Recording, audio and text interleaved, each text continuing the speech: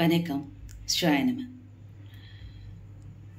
உங்களுடைய குழந்தைகள் சொல் பேச்சு கேட்கணும் அப்படின்னு நீங்கள் நினச்சா, முதல்ல அந்த குழந்தைகளுக்கு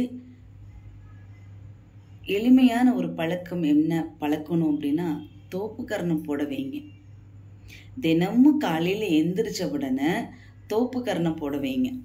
முடிஞ்ச வரைக்கும் நாமெல்லாம் சின்ன குழந்தையில குறும்பு பண்ணணும்னா உடனே நம்ம அம்மா அப்பா என்ன பண்ணுவாங்க, நல்லா இந்த உச்சி இருக்கிறதுல நங்குன்னு ஒரு கொட்டு வைப்பாங்க இல்லைங்களா? அதுக்கப்புறம் என்ன பண்ணுவாங்க, சேர் மாதிரி உட்கார வைப்பாங்க. அப்புறம் தோப்பு கரணம் போட வைப்பாங்க. கையில் எந்த குச்சி கிடைக்குதோ அதை வச்சு அடிப்பாங்க. மேக்சிமம் எல்லாருமே கொட்டு வாங்கியிருப்போம். அதாவது ஜடை பின்னும் போதே எல்லா விஷயத்துக்குமே நம்ம கொட்டு வாங்கியிருப்போம் குறும்பு பண்ணும் பொழுது. இப்போ இருக்கக்கூடிய குழந்தைகள் அதிக நேரம் செலவிடக்கூடிய ஒரு முக்கியமான விஷயம் என்னென்னா செல்ஃபோன் தான். நாமெல்லாம் 50-60 வயசு, இப்போ ஒரு 40 வயசுக்கு மேலே ஆனதான் கண் பார்வையில் கொஞ்சம் பிரச்சனைனா நம்ம போய் செக்கப் பண்ணி கண்ணாடி போடுறோம். அந்த சூழ்நிலையில் நம்ம இருந்தோம். ஆனால் இப்போது நாம் ஒரு இடத்துக்கு போனோம்னா, ஒரு வீட்டில் அப்படின்னு பார்த்திங்கன்னா அந்த வீட்டில் எல்லாருமே கண்ணாடி போட்டிருக்கக்கூடிய சூழ்நிலை இருக்கும். அந்த கண் பார்வையுடைய வறட்சி, கண் பார்வை நல்லா இருக்கணும், வறட்சி இருக்கக்கூடாது, எரிச்சல் இருக்கக்கூடாது. அப்படி அந்த கண் இமைகள் எல்லாமே பார்த்திங்கன்னா ஒரு வறட்சித்தன்மையோடு இருக்கும், ஒரு நீர்த்தன்மையோடு இருக்காது.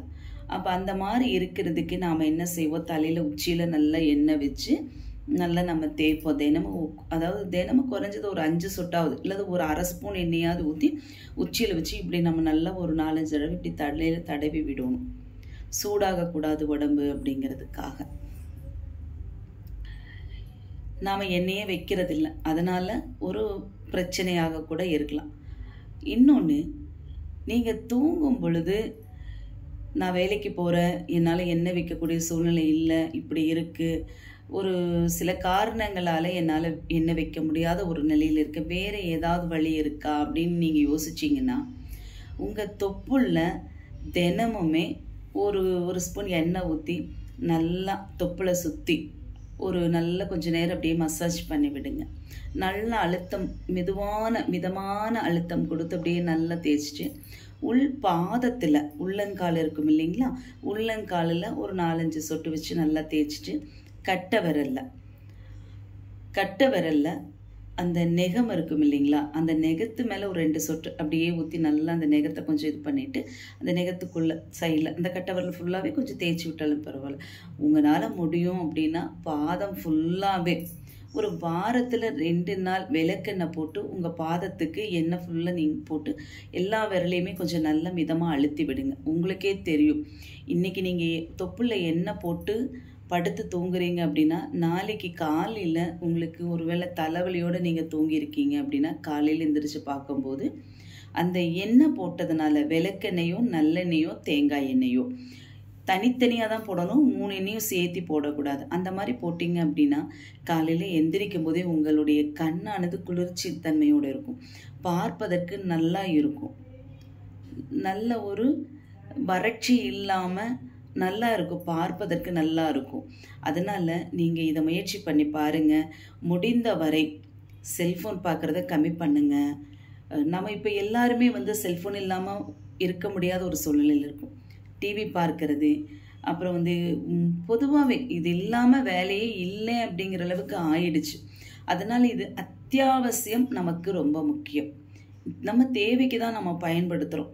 இரவு நேரத்தில் கொஞ்சமாவது தூங்குறதுக்கு முன்னாடி ஒரு மணி நேரம் 2 மணி நேரத்துக்கு முன்னாடியாவது செல்ஃபோனை கொஞ்சம் அவாய்ட் பண்ணுங்கள்.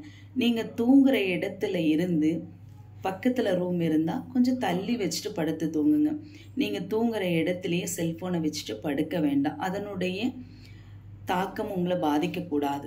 பெரியவங்க எந்த ஒரு விஷயம் சொன்னாலும் கண்டிப்பாக உங்கள் வீட்டில் எல்லாம் சொல்லியிருப்பாங்க, தலைக்கு பக்கத்தில் ஃபோனை வச்சுட்டு தூங்காத, சார்ஜ் போட்டுட்டு தூங்காத, ஃபோன் காலையில் சார்ஜ் போட்டுக்கலாம், எடுத்து ஒரு ஓரமாக வச்சுட்டு படுத்தோங்க அப்படின்னு சொல்லியிருப்பாங்க.